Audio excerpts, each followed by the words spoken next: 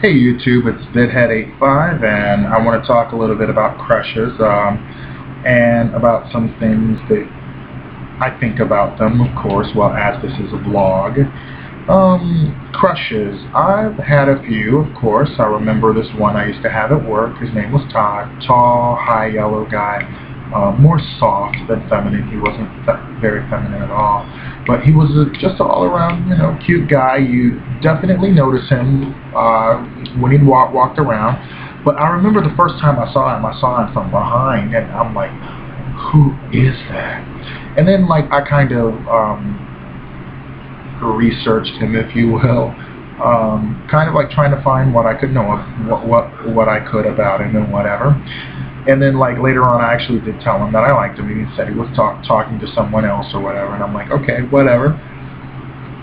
And then later on, I'm like, you know what, this isn't going to work, because look at his friends, look at mine. I just think that we're just in two different worlds.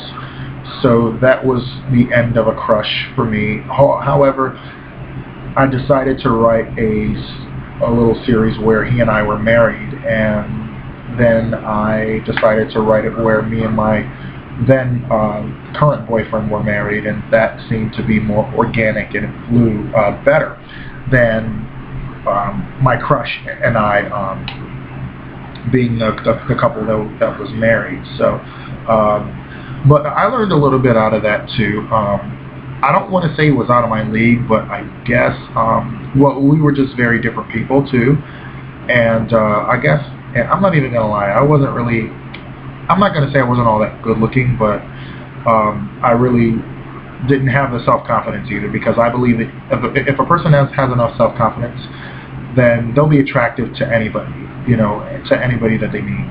Well, not exactly, but I think they'll be perceived as more attractive when they have more self-confidence. So anyway, there are a few crushes that I have or whatever. There were some that I really wanted to make happen, but then again, things didn't work the way that I wanted them to.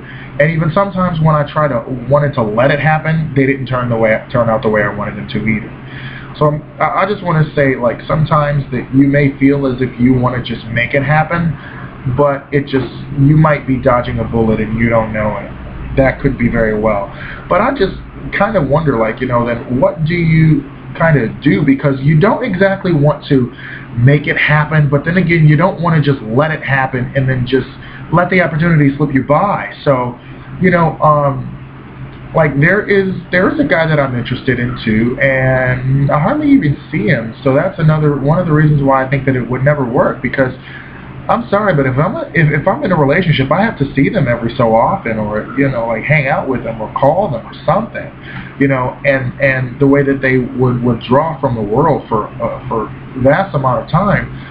I'm sorry, but I need my baby to be available to me physically and hell, sexually too. But the whole thing is his presence is what I need the most, and that's where my love language comes into play. Quality time, that is my love language. I gauge how much people care for me by the time I spend with them, whether it be on the phone, on Facebook, or anywhere. If they're spending time with me, then that's how I interpret love, and that's how I show my love to others, because I want to hang out with them, I want to spend time. So anyway, so that's I do have a 5-part video, five-parter about the love languages. I can put the first one in the link below.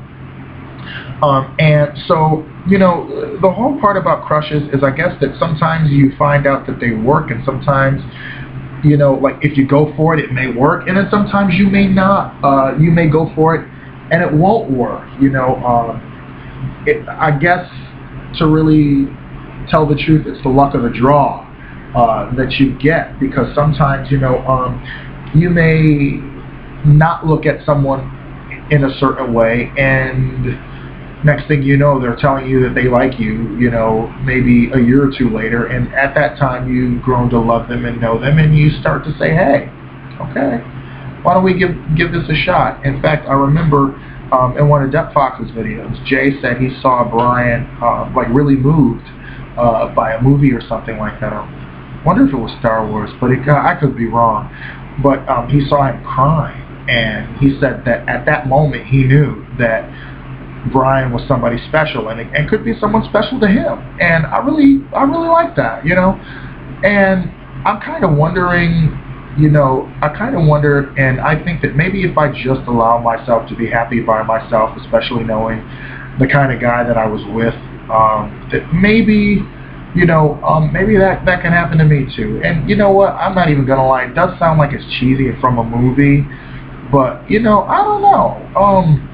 I mean, at some points I'm kind of like, you know, well, that does happen. Like people have sudden realizations about people.